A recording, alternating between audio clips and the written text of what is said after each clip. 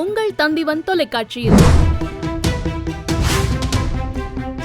மாயாவுக்கு நீங்க ஏற்கனவே ஒரு தடவை கல்யாணம் பண்ணிருக்கீங்க. இதனால உங்களுக்கு என்ன பாதிப்புன்னு கேக்குறேன். அவருக்கு பாதிப்பு வரும்போது ஆட்டோமேட்டிக்கா எனக்கும் வரும்ல. நீங்க சொல்ற மாதிரி ஏதாவது நடந்துச்சுன்னா நீங்களும் நானும் பார்ட்னர்ஸ்.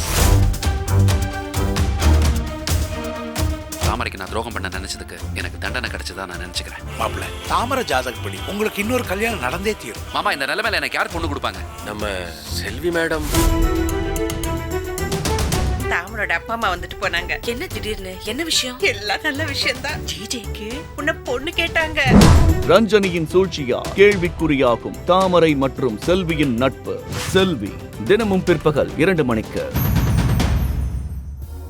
நீங்கள் தவறவிட்ட எபிசோடுகளை இப்பொழுதே காணுங்கள். உங்கள் தந்திவன் யூடியூப் சேனல் மற்றும் தந்திவன் ஆப்பில் முற்றிலும் இலவசமாக.